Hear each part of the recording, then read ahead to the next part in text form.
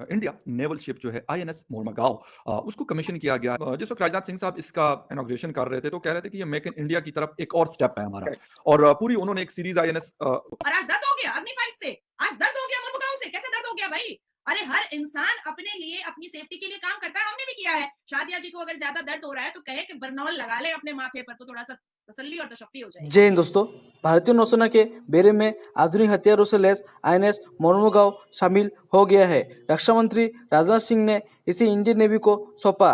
हिंद महासागर क्षेत्र में चीन के बढ़ते दखल के बीच इस युद्धपोत का इंडियन नेवी में शामिल होना महत्वपूर्ण माना जा रहा है। इस युद्धपोत के मिलने से भारतीय नौसेना की ताकत में काफी इजाफा हुआ है। रिपोर्ट के मुताबिक मोरमुगाओ की लंबाई 163 मीटर, चौड़ाई 17 मीटर और वजन 7400 टन है। इसे स्वदेश में निर्मित सबसे घातक युद्धपोत में से एक है। माना जा रहा है इस युद्धपोत में ब्रह्मोस, बराकाट जैसी मिसाइल लगी है। इसराइल का रडार भी लगाया गया है। इसमें एंटी सबमरीन रॉकेट लॉन्चर भी लगे हैं। इससे पहले विक्रांत और बहुत सारी हम ये कहेंगे एक पूरी सीरीज है मिसाइल्स की, वॉरशिप्स की और बहुत सारी चीजें हैं इंडिया कर रहा है। तो ये एज अ थ्रेट चाइना के लिए कितना थ्रेटनिंग हो सकता है? अब पाकिस्तान जो है वो आग बगोला हो रहा है कि भाई अब तक तो न्यूक्लियर बॉम्ब की धमकियां हम दिया करते थे, अब तक तो इंडिया को थ्रेट हम करते थे कि भाई हमारे पास जो है वो तो भाई ऐसी चीज है कि हम पूरे हिंदुस्तान को ही तबाह बर्बाद कर देंगे। तो थोड़ा सा ये आईएनएस मोरमुगाओ जो वॉरशिप है, स्टेल्थ टेक्नोलॉजी, मैंने इसकी जो कुछ थोड़ी बहुत स्पेसिफिकेशन पढ़ी है, लेकिन इससे पहले भी एक शिप कमीशन हुआ है इसी सीरीज का,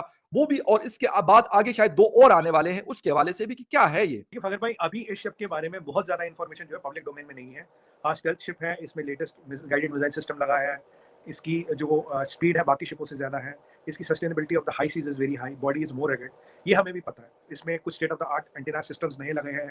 जो मिसाइल सिस्टम है वो भी अपग्रेडेड मिसाइल सिस्टम इसमें लगा है। और ये स्टेल्थ शिप बनाना हमारे लिए एक नया बेंचमार्क है जो हमने किया है। अब इसको थोड़ा बड़े स्तर पे समझते हैं। Will go into bigger detail of it. देखिए फजल भाई, अभी करीब हमारे पास 46 नेवल एसेट्स हम बना रहे हैं। नेवल एसेट जिसमें शिप आते हैं, इस तरह के डिस्ट्रॉयर, फ्रिगेटर्स काफ़ी बना रहे हैं। अभी ये भी कहीं न कहीं ये समाचार है कि फ्रांस शायद अपने फ्रिगेटर्स हमसे बनवाने के चक्कर में है। जिस इंडिया में शिप बनाने की कैपेबिलिटी बहुत लिमिटेड थी, उसको बहुत ज़्यादा रैंप अप किया गया। 46 naval assets are in making, which includes 2 INS Arihant class nuclear submarines, which will have K4 और may be K5 missiles in the future. तो ये सब चीज़ें हम बना रहे हैं। वी हैव राजनाथ सिंह जी ने भी पीछे बोला, ही सेड यस टू ये for third aircraft carrier as well, we will build it, और बड़ा बनाएंगे अब की बार। और साथ ही में नेवल चीफ साहब ने ये बोला कि भाई हमें अपने जो सबमरीन्स है, सबमरीन्स को बढ़ाना है। सबमरीन्स पे वॉर फुटिंग पे काम होगा, और ये हमने 2 आईएनएस अरिहंत तो बना ही रहे हैं। We will be number 3rd और 4th country in the world to have this class of submarines which are nuclear powered submarines. और जो हमारा शिप बिल्डिंग का भी, हम अब इंडिजिनस कैपेसिटी आ गई बड़े शिप बिल्डिंग की। अब हम इसमें इतनी कैपेसिटी बढ़ा रहे हैं फखर भाई, क्योंकि मैं कह रहा हूं फ्रांस कह रहा है कि हम शायद आपसे फ्रिगेटर बनवाएं, क्योंकि हम जल्दी और सस्ते बना देंगे उनसे। तो दिस विल बी, अगर जैसे फ्रांस की डील होती है, this will be a game changing step for us, where in France navy will use Indian made frigates. दूसरी बात, अभी फ्रांस से हमारी बात चल रही है कुछ न्यूक्लियर पावर्ड सबमरीन्स की भी। ये भी एक बात हमारी फ्रांस से चल रही है, और मुझे उम्मीद है, और फ्रांस के साथ कुछ सिविल न्यूक्लियर कॉर्पोरेशन की भी बात चल रही है, न्यूक्लियर डील की भी बात चल रही है। सो ये दोनों चीजें मुझे लगता है बहुत जल्दी फाइनलाइज हो जाने की उम्मीद है। Rafale M for Indian navy is almost finalised. उसका इंजन इंडिया में बनेगा, और इंजन बनाएगा सैफरन। और इंडिया में अभी करीब 5 ऐसी कंपनियां आ गई हैं जो इंजन बनाने की कैपेबिलिटी रखती है, जिसमें UB technologies, Rolls Royce, Raytheon, Safran, और एक और जी ये है, और एक और कंपनी जिसका मुझे नाम याद नहीं आ रहा। तो अभी हम जो अपना जो एयरक्राफ्ट भी है, हम 32 सीटर और 64 सीटर अपने बनाएंगे। अभी मैं आपको एक डाटा दे दूं, हमारा जो एविएशन मार्केट है, ये कुछ टाइम पहले जो था, 1 आध 2 साल 5-3 साल पहले की बात करें, 4000 था। 4000 people were using private aviation, chartered plane जिसे कहते हैं। अब ये बढ़ के 4 मिलियन हो गया है।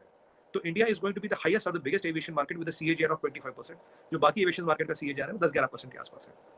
राइट। अच्छा, जी जी सुमित जी, एक चीज और है, जिस वक्त राजनाथ सिंह साहब इसका इनॉग्रेशन कर रहे थे तो कह रहे थे कि ये मेक इन इंडिया की तरफ एक और स्टेप है हमारा। और पूरी उन्होंने एक सीरीज आईएनएस विशाखापट्टनम है गालिबन, और बाकी बहुत सारे एक जहाज और इससे पहले भी उन्होंने शामिल किया है। तो और क्या ऐसी चीजें हैं जिसके ऊपर इंडिया कहता है कि यार हाँ बस ठीक है, ये उस कैपेबिलिटी या उस लेवल तक हम पहुंच गए जिसपे हम ये कह सकते हैं अमेरिका है, जिसपे हम समझ सकते हैं कि चाइना ताया है या फिर रशिया है? देखिए, फजल भाई अच्छा सवाल पूछा आपने। तो ये हमारा क्या चलिए, मेक इन इंडिया में मैंने कहा था, ये क्लास का शिप बनाना एक बहुत बड़ी उपलब्धि है, और दुनिया इस टेक्नोलॉजी की कायल हो गई है। कभी इसके टेक्निकल डिटेल्स में जाएंगे, क्या है क्या नहीं, थोड़ी ओपन डाटा अभी कुछ है नहीं बहुत ज्यादा। जी जी बिल्कुल। ओनली नो ब्रॉडली कि क्या है, अभी ज्यादा स्पेक्स इसकी बताएंगे। जी बिल्कुल। Once the specs are enough, then we can move much more into detail of that.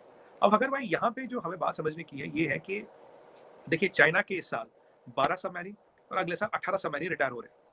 तो टोटल मिलके 30 सबमरीन चाइना के रिटायर हो रहे हैं, और इसी टाइम हम अपने सबमरीन बढ़ाते जा रहे हैं। और 2 या 3 साल में our naval assets will be more than China, जिस हिसाब से हम जा रहे हैं। नेवल एसेट्स की बात कर रहा हूँ। जी जैसे आप चाइना को क्रॉस करोगे, देखो सबसे ज्यादा नेवल एसेट्स तो यूनाइटेड स्टेट्स ऑफ अमेरिका के पास है, बिल्कुल तो रशिया के पास है, तो देन विल बी नंबर 3 और चाइना विल बी नंबर 3, तो टॉप 4 पे वहां पे भी आ जाएंगे। अगर आप आज WDMM की रेटिंग्स देखें, Indian air force is rated higher than Chinese air force, और अब हमारा 36वां राफेल भी आ गया, हमने नया टेंडर भी हमने निकाल रखा है 125 जहाजों का। उसके अलावा हमारी जो आर्मी का नंबर है वो अभी PLA से ज्यादा है, और नेवी भी अब 1-2 साल में will have more naval assets, 2-3 साल में देन पीपल्स रिपब्लिक की नेवी, और we have a true blue water navy.